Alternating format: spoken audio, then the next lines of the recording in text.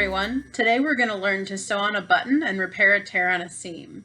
Now if you're anything like me, you have a little pile of clothing that time forgot that has little issues like missing buttons and tears that you keep meaning to fix up.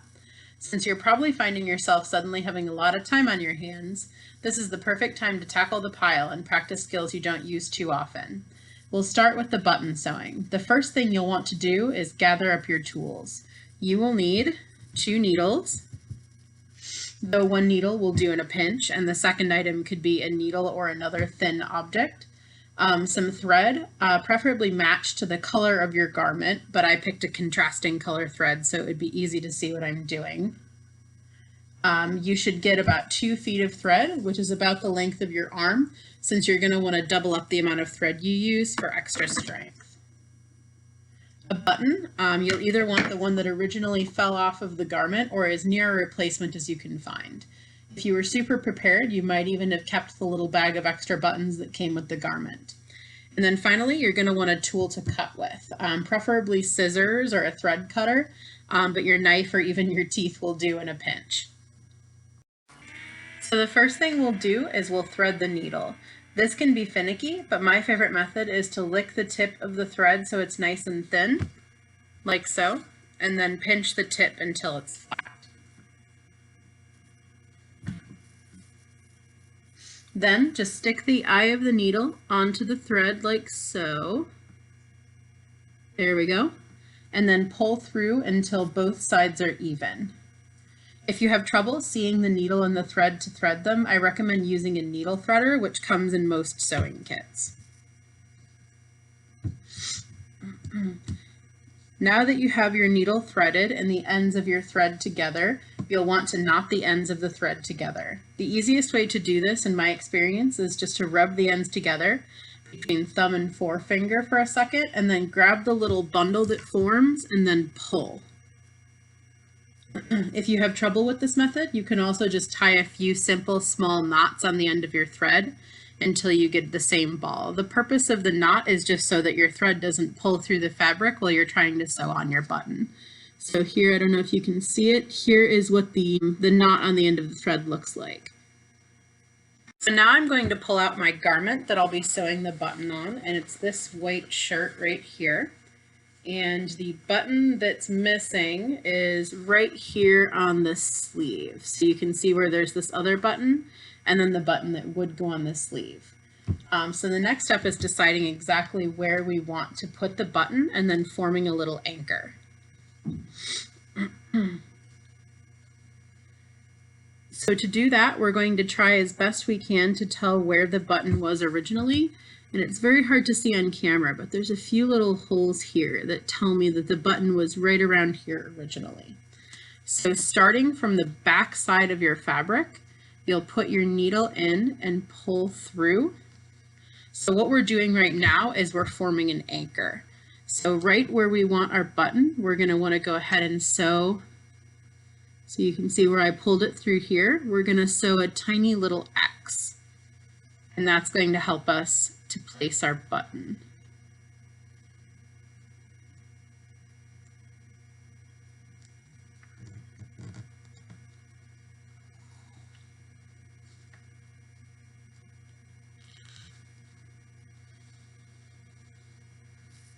And the X doesn't have to be perfect. It's mainly just for you to get that anchor.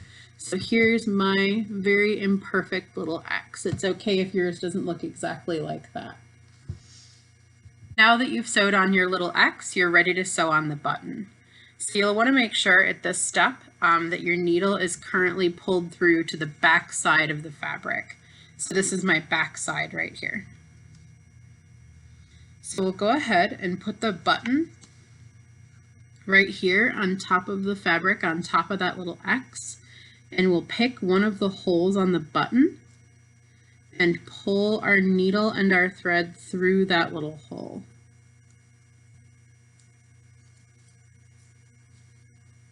So just like that, we've pulled it through the first hole of the button. So right here is where your second needle comes in. So to make sure that your button has enough slack to go into buttonholes, we're going to place this little needle here to act as a spacer. So I'm just going to hold that in place with my thumb while I sew over it to give space. So getting a little closer here, this is what it's going to look like with the needle laying over. And you can't see it, but the buttons on this garment were originally sewn diagonally. So I'm going to pick a hole that's diagonal from the first hole of the button, and then I'm going to push through to the back side of my fabric. This part's a little tricky just because that needle that we're using as spacer isn't sewn in place yet. So we'll pull through to the back and then tighten. And here's what it should look like at this point. So you've got your needle through the thread and the thread pulled tight over the needle that's acting as a spacer. And then we will pick another one of the holes, and I'm just going to pick the one that's next to the hole I've already gone through, because we'll just sew little diagonal X's over the button so that it matches the other buttons.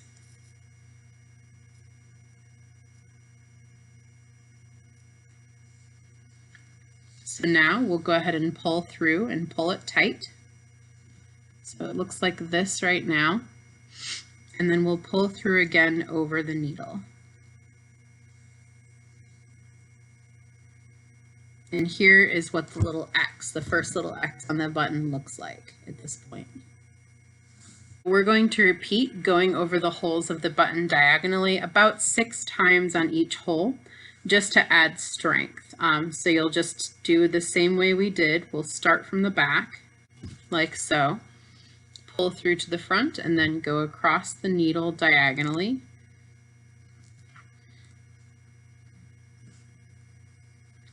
Might do it more than 6 times just to give it a little bit more stability, because once you've sewn the button on, the last thing you want to do is have to re-sew that button on multiple times. So doing it strong the first time can be better than doing it multiple times. So now we've done about 6 overhand stitches through each of the buttonholes, so the button is nice and strong. So now my needle's currently on the back. I'm going to push my needle through to the front, but not through any of the buttonholes. So what we're doing right now is we're going to be strengthening the shank. So you can see how I've pushed it through the fabric, but I'm not coming up through any of the buttonholes. So you'll go ahead, and it might be hard at this point just because you're at kind of a funny angle. You'll go ahead and pull your needle through under the button. So now we're ready to go ahead and pull out the spacer. So that needle that we've stitched over, I'm going to go ahead and pull that out. And then you'll notice when you pull the button, that's what gives the button a little bit of ease. So now I'm going to take that needle and thread that I pushed through to the front of the fabric, and I'm going to wrap the thread around the button 6 times. And what we're doing by doing that is we're strengthening the shank so that the button is less likely to snag in the future. So you can see how it's wrapped around 6 times. I'll admit, if I'm running short on time or supplies, wrapping the thread around the shank like this and using the spacer in the beginning step are the steps I would skip. So if you're out and about and a button pops off your shirt and you're using a travel sewing kit quickly and on the go, those are steps you can skip to still get a fairly good button, though not a perfect button like you would with a shank or a needle spacer. Once you've finished creating the stability on your shank, you're going to go ahead and push your needle through to the back side as close to where you sewed on the button as you can. So I'm going to stick it right through here to the back side of the garment and pull through. So we're on the back side of the fabric, and the only part left is to knot off.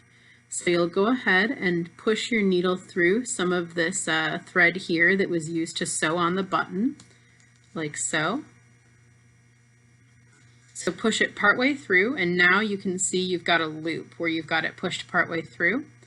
Go ahead and put your needle through that loop and then pull your needle out. And what you're doing by doing that is you're creating a little knot so that it's less likely to come unraveled.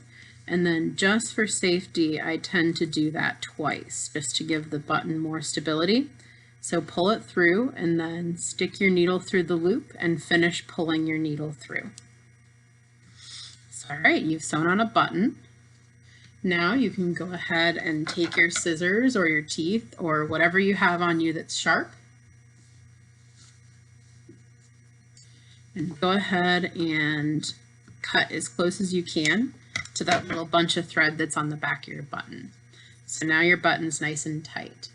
If you buy a garment that's from the get-go got very loose buttons, it can be good to just re-sew all of the buttons at the same time so they don't fall off so often, and so you don't have to pull out your needle and thread multiple times.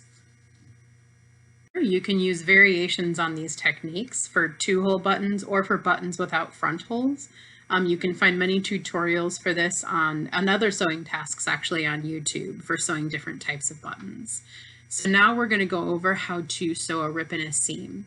And we're going to use the back stitch, which is one of the strongest stitches that you can do when hand sewing so that you can make sure that your seam doesn't rip again after you fix it.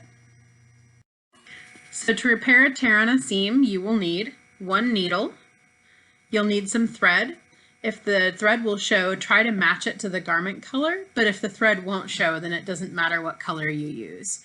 I'm going to be sewing on a brown garment, but I'm using white thread so y'all can see what I'm doing. I would recommend starting with 2 feet, just like we used for the button. It's better to use a manageable amount of thread to begin with than deal with the thread knotting on itself as you're trying to sew with it. We'll thread it, double it over, and knot it as we did while we were sewing our button. You'll need scissors or a thread cutter, or as with the button, your teeth or a knife will do in a pinch. And then you'll also need some pins to get the seam to stay together. We're just going to go over sewing a small tear in a seam today, and for that task, these tools are sufficient. However, if you're mending a larger rip or a rip in a particularly thick fabric, you'll also want to add in an iron for getting the seam lined up and a thimble for pushing the needle through the thick fabric. It can also be worth busting out the sewing machine if you're going to be repairing a really large tear. While we're closed right now, you can normally check out sewing machines at the library, so that's an option to consider. So right here is the garment we're going to be sewing on, and it's got a tear right by the seam on the armpit here. And let me just show you what the tear looks like. It is right there where you can see me peeking through it. So here's the tear. So this is about the size of tear where I would say you're okay not to use an iron or to use a thimble because the fabric is not very thick. So your first step is to turn the garment inside out so that no one will be able to see what you're sewing on. Then you're going to take the sides of the garment where the seam is ripped, so you can see right here how I've got both sides of it. You'll have a much better chance of being able to repair the seam if the seam is relatively unfrayed. If your seam is frayed, move in about 1/4 inch or so and sew on the unfrayed fabric. Repairing seams where the fabric is really badly frayed will likely require an iron-on patch or a similar workaround. For something like that though, if you're not super confident in your sewing skills, it might even be worth taking it to a tailor at that point if it's an item that's really precious to you. So once you've assessed the tear and have the edges lined up, you can go ahead and pin them together. I recommend pinning slightly on either side of the tear so that you can be sure the fabric is lying right when you pin it.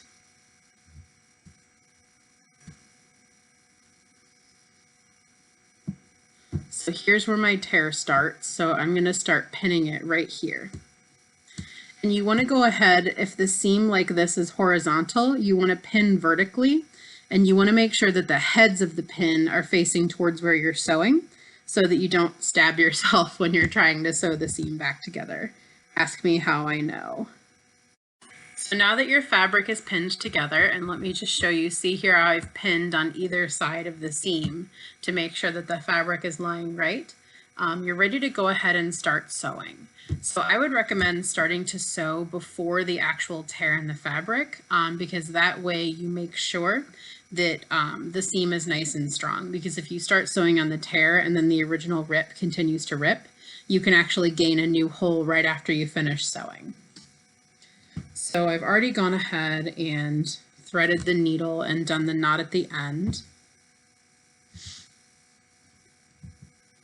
So the rip starts here. So we're going to start sewing, so rip here, and we're going to start sewing right here. So we're going to take our needle and go about, gosh, maybe 1/4 inch in and pull our needle through with the knot on the top. So the reason why they call it the back stitch is because while you're stitching, you go backwards every time you go forwards. So we've got our needle pulled through. So here's the needle pulled through. Go ahead on the underside of the fabric and maybe about 1/8 of an inch forward from your original entry, pull the needle up through the fabric, like so. And then take your needle and go through the original hole, which is really easy to find because it still has the knot there. So you can see I'm pulling the needle through where the original hole is. All right. Now you should be on the back side of the fabric where your original knot was. So now you're going to go forward a little bit more. So you're actually going to start your next stitch from the back. So here is where the needle came through on the second pass. We're actually going to go a little bit forward from that and push the needle through. And now here's where the name back stitch comes from. We're going to go back through this hole right here, so to meet with the second stitch.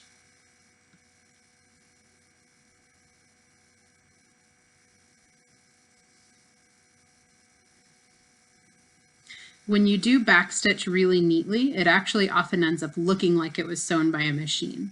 I confess that I'm not quite that neat, but you don't have to do things perfectly to get a mended garment. So now that you're through the back end, you're going to do that same thing you did earlier. You're going to go a little bit forward from that stitch, and you're going to push your needle through. And then you're going to bring the needle back in a back stitch to meet the stitch you just made before. And pull it through. So you can see this is what I've got so far. I know it's a little difficult to see because of the knot, but you can see the little stitches starting to form. So now that you're on the back end of your fabric, you're going to once again go a little bit forward from where your stitches are right now. And then you're going to go back to meet the last stitch that you made.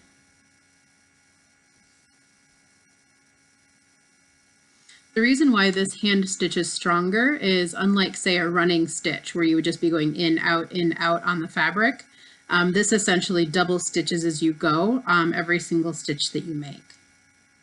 So we'll do a couple of more and then we'll skip forward to the part where we learn how to knot off.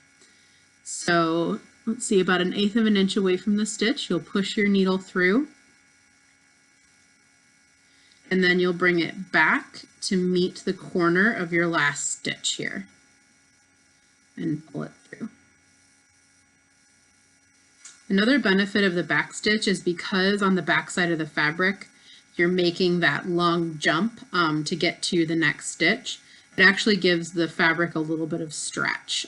So unlike doing, say, a running stitch or a whip stitch, which is where you just go in and then over that torn edge of the fabric over and over, this stitch will give it a little stretch to make the fray less likely to happen again once it's repaired. So now we've sewn a seam on the entirety of the tear, so let me show you what that looks like. So here's the side we started on, and here's the side that this is the back side. Okay, so now that we've sewn the tear and slightly past the tear, it's time to knot off the thread. So once you're ready to knot off, go ahead with the needle pushed through the front side of the fabric and push the needle through a hole, and then rather than pulling it all the way through, go ahead and push the needle through to the other side again. So in and then straight out, and then pull the needle part way through. This should make a loop. Go ahead and push your needle through that loop and then pull, and this will form a knot. And then I would do that just one more time just to be sure that it's secure. So go ahead and push it through, push it up on the same side, pull a little bit, and then put your needle through the loop and pull. And then you just want to go ahead and take your knife or your scissors or your sharp object and cut the thread. And there you go. You've got a finished seam. So now we'll just turn the garment right side out. This is a step you always want to do, is after you're done with the seam, turn the garment right side out and then take a look and see how the seam looks on the other side. So you can see that because I used a contrast thread, there are a couple spots where you can just see a little bit of white. But if you were doing this at home using a thread that actually matched your garment, it wouldn't be noticeable at all. So there you go. That's how to repair a tear in a seam. If you're using different kinds of fabrics, so for instance, if you're using chiffon or a very light fabric, you might find that the whip stitch is a better choice. And then if you're using a fabric that's not a sweater fabric like this, if you're using just a plain cotton, you may find that a running stitch is sufficient, but anytime you can use a running stitch, you can use a back stitch and just get a little bit of extra strength. So I would say rely upon the back stitch and the whip stitch as your main forms of repair. And that's all. Thank you so much for watching, and I hope you enjoyed.